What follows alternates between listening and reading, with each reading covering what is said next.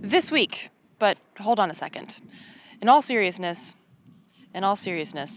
this show will come to an end very, very soon unless people like you can help us keep it going. We want to keep acting out, keep bringing you the best activist news from the front lines, but we need your help.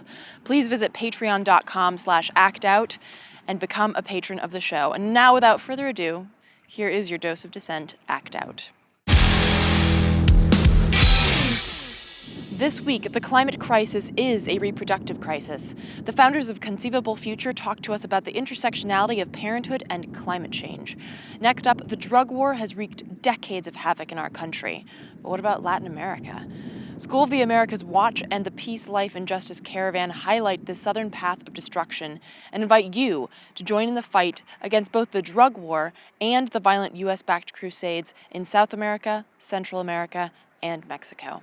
And finally, let's get cozy and dissent. But first, I'd need less money if I had some more. I'd need less money if I had some more. I'm leaning on reason, but knocking on the door of nonsense. Dollars and cents, change, the kind that jingles, not the one that stains, the pages of life, the lines of our fate. Do you believe in that sort of thing? I don't. Or I won't. Pick one, or one will be chosen for you. Walk, crawl, but keep moving. The path is just where your feet go. Where does your mind, your soul you rode in on, go? The persistent resistance to life in the name of blinders, a job, a mortgage, a cage. What then remains at the end of the day? You pick at the scab, but you're corporately maimed. The hours you save to keep for yourself are bathed in thick, juicy marinades, and as your mind hungers for depth, you shove shallow glitter to mitigate plagues of the soul, blistering, hoping for home, a place where the space between you and yourself isn't built up with likes, to-do lists, and spikes of a fever that fills your days with this haze, this vacant malaise. That repeats on repeat, the socially clean, think less and work more capitalist scheme that you are what you have, and you must strive to be more in order to thrive. This life could be yours for a miserly fee. Believe me, people would die just to live. The Instagram lie, and they do. How much of our essence is filled with the presence of digital code, our 1-0 home, the only place left that we roam, an open-air prison of matrix precision. How fucked are our lives when we unplug and rise just to find that we don't like the world outside. So we burrow back in, heads in the sand, eyes on the landing page. We're coming in, guiding our minds to sites that remind us that everything is just fine. Breathe a sigh of relief, count this change to believe, and indeed in this system the only thing making our rise is belief that we can and yes always will find a new high. But here in the lows of the dope that we chose, the matrix is glitching, the boat that we're all in is pitching, and we happily sold the oars to a guy who said water won't rise, and today it's been cold. Can you piece bits of gold to make a lifeboat? Can you fold up these dollars to save all our souls? Sorry, but no. The answer, my friends, was blowing in the wind. The hurricanes, typhoons, the crazy shit loomed, and we never stopped to think, just to think. That soon all we built, all the progress we wrote on the backs of the weaker to climb that much steeper, the slope doesn't go on forever. And the way down is much quicker and less fun. A suicide leap that now seems to creep along with ignorable calm. So we focus on alms for the rich and the mighty, kick down and build up, pray to the golden gods and thank Midas for the wisdom to always behold, the glittering hope that all we do touch will someday turn to gold. Carving in stone at the end of our rope, we etch out a future that could have been penciled in. And now we stand fenced in, a fate that we don't know enough to await. I'd need less money if I had some more. But all I have is some sense. And that's not enough to buy change.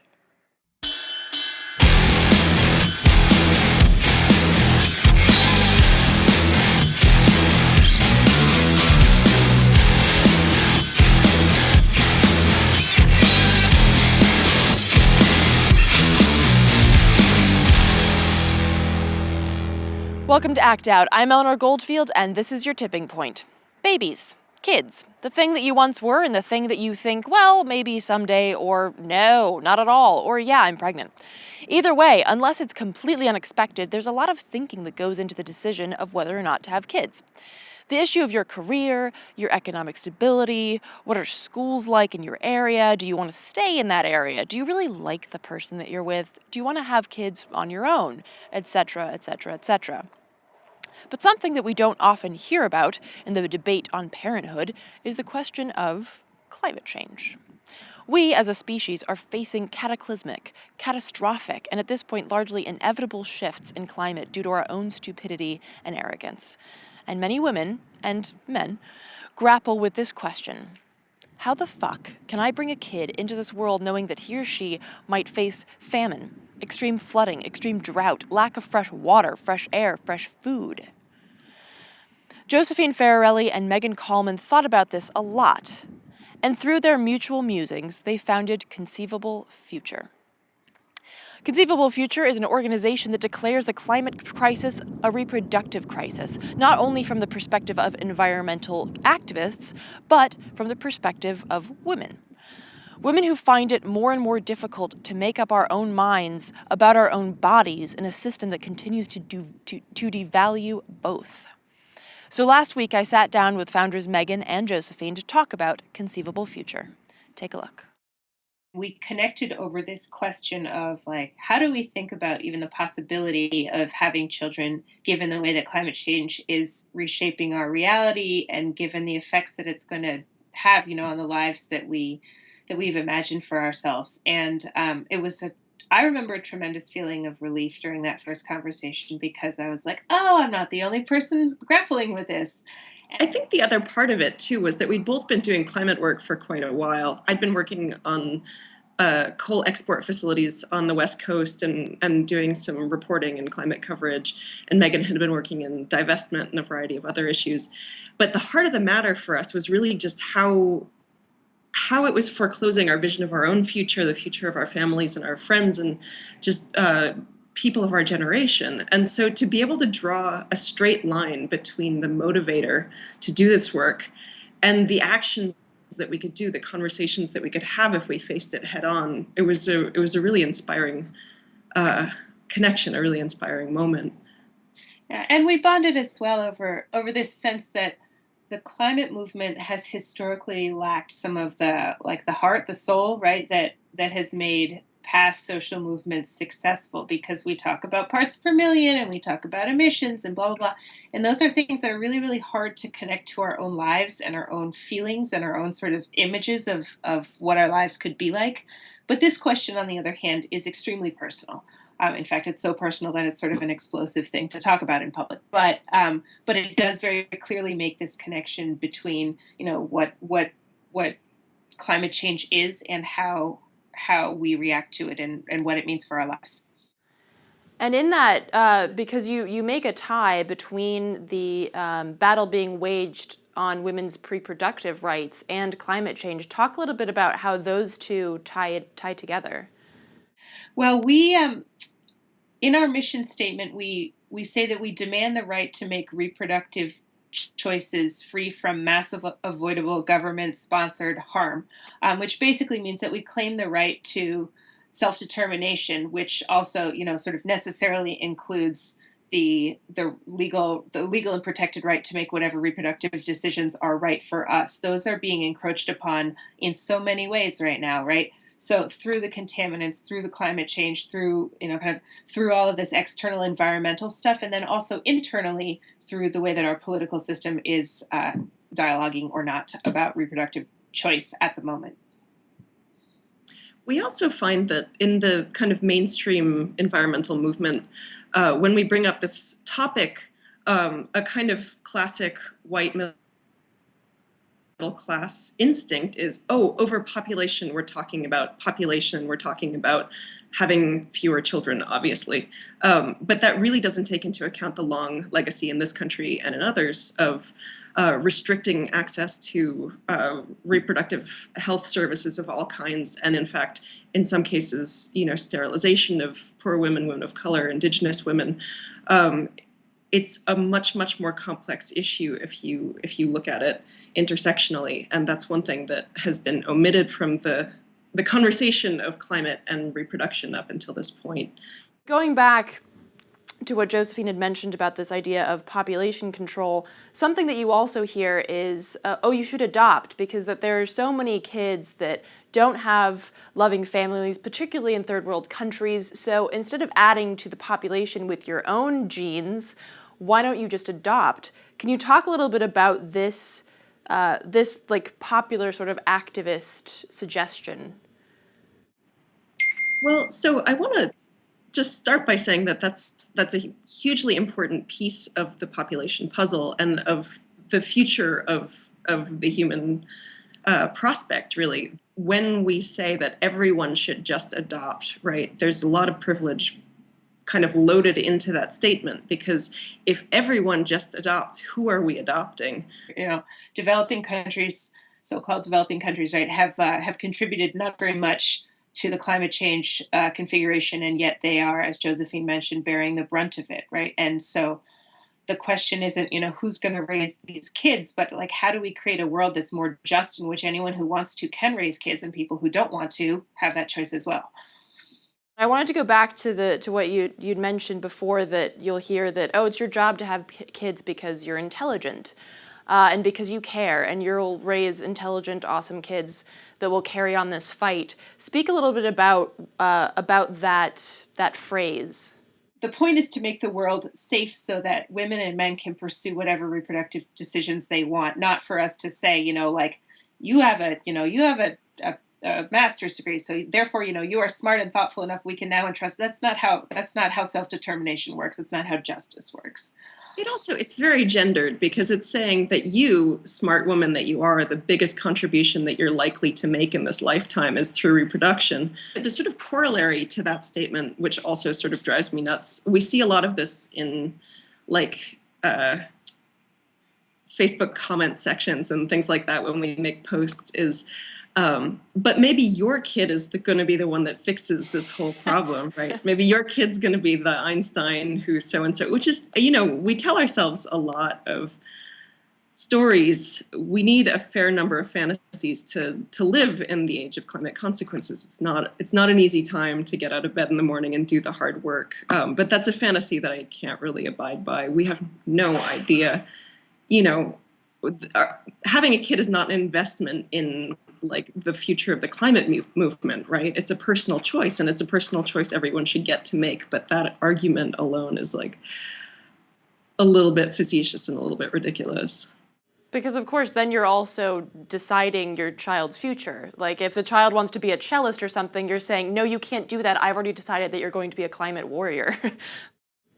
So in talking about this, I don't decide for my children, and if I were to have a kid, it's my job is to be a parent.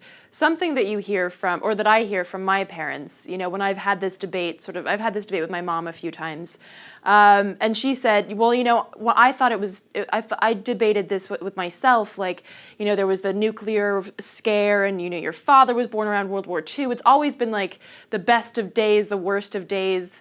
How do you feel that right now is different compared to those battles that mothers or parents were worried about before?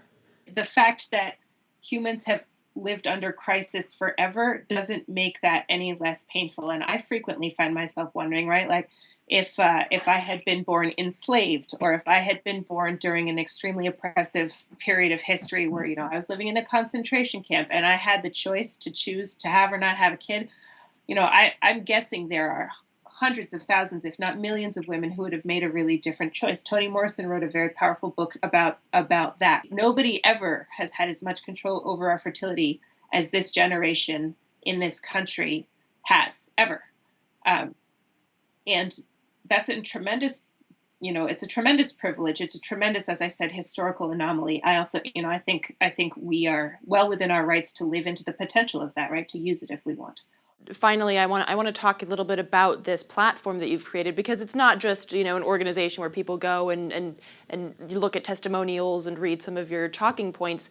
You actually you actually are asking people to act in their own communities by having these house parties and these discussions. Talk a little bit about these conversations that you ask people to host in their own local communities.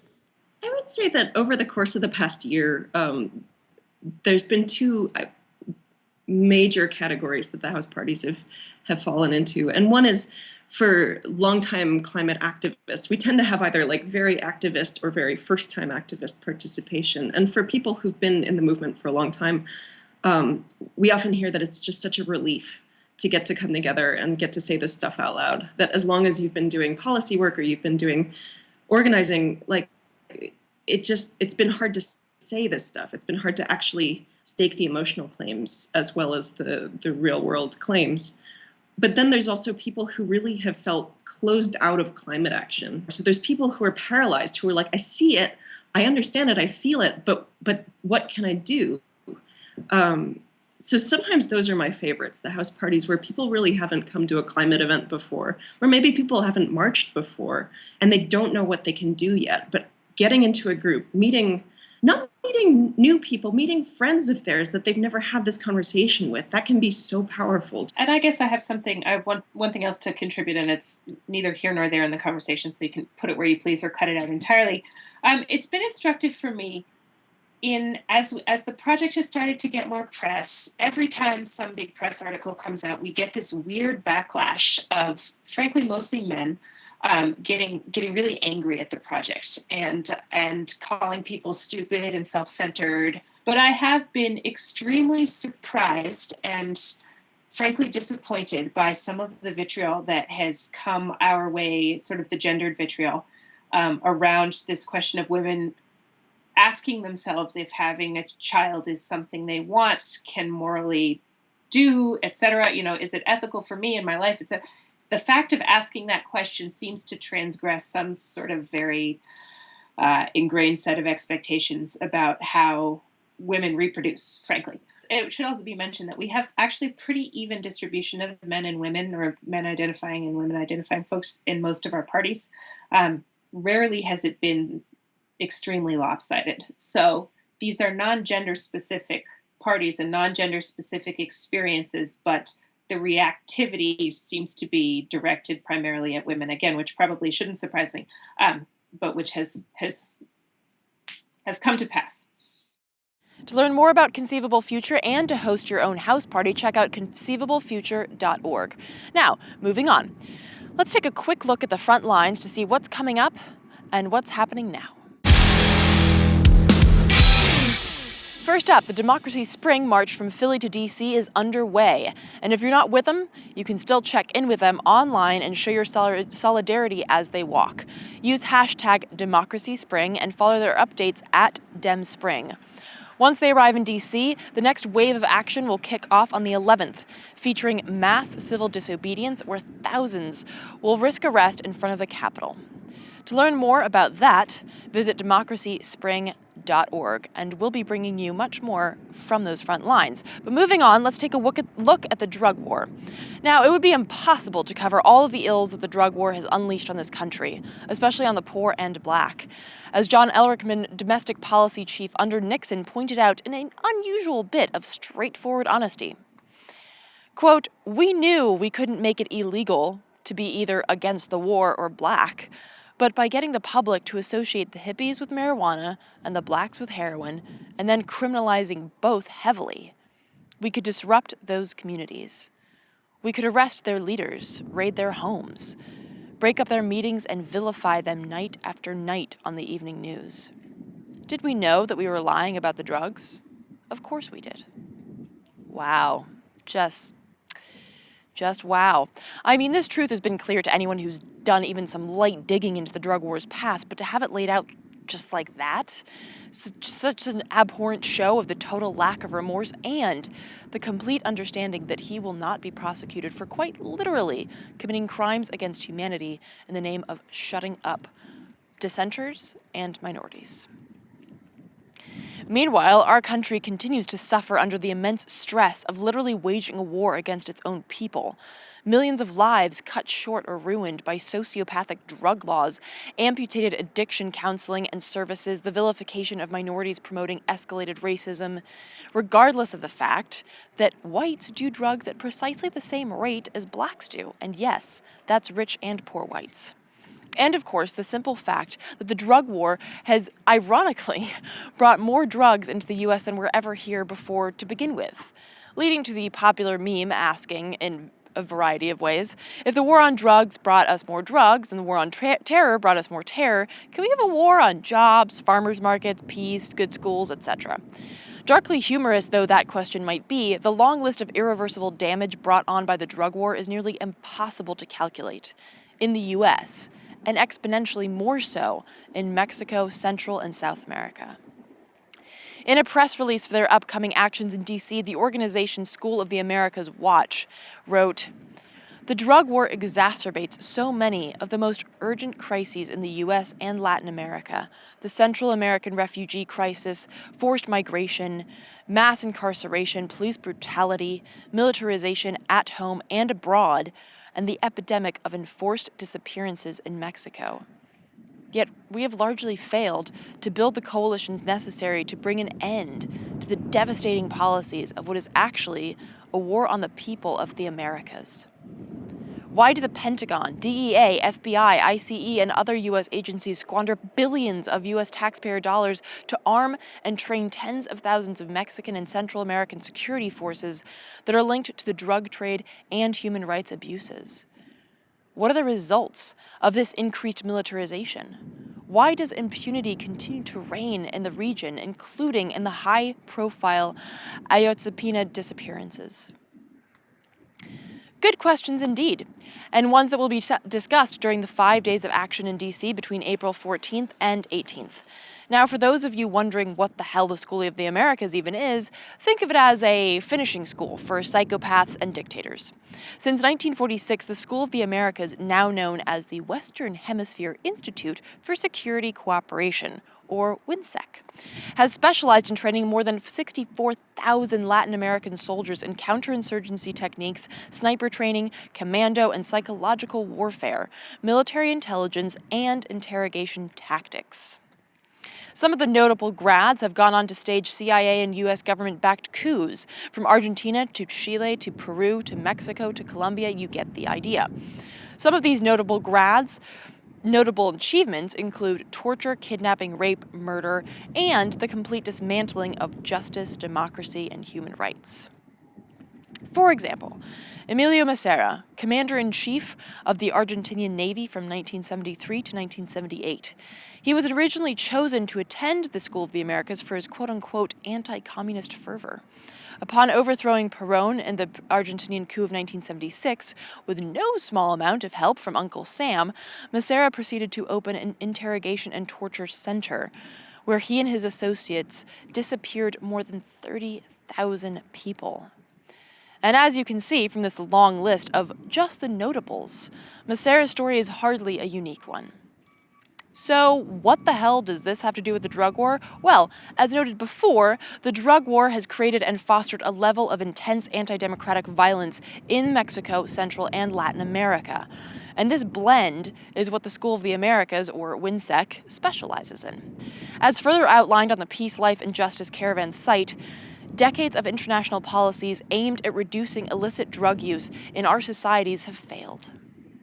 Instead, these policies have backfired, and their unintended result has been to finance violent criminal organizations that use big profits from the drug illicit trade to arm themselves, hire private armies, invest in other criminal enterprises like mass extortion, human trafficking, and sometimes the corruption of the very authorities paid to police them.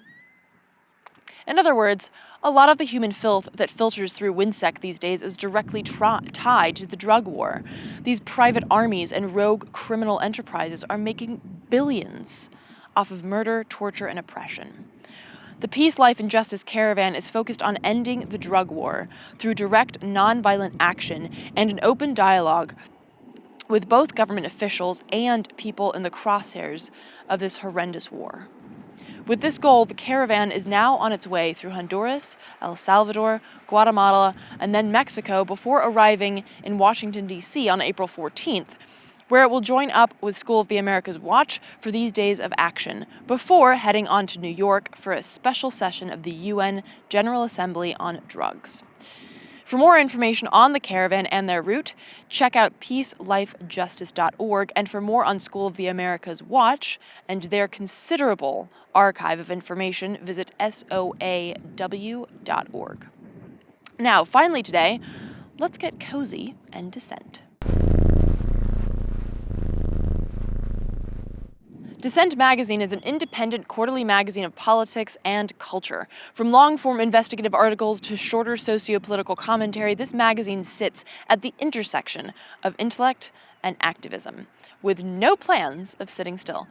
Activists, journalists, professors, and more dish out dissent with the necessary additive of solution-based ideas and calls to action. The latest issue focuses on climate justice and digs into various sections of the climate justice movement, from austerity with regards to labor and unions, the campus divestment movement, climate refugees, fossil fuels in the art world, the path after Paris, tar sands, the Pentagon's environmental department.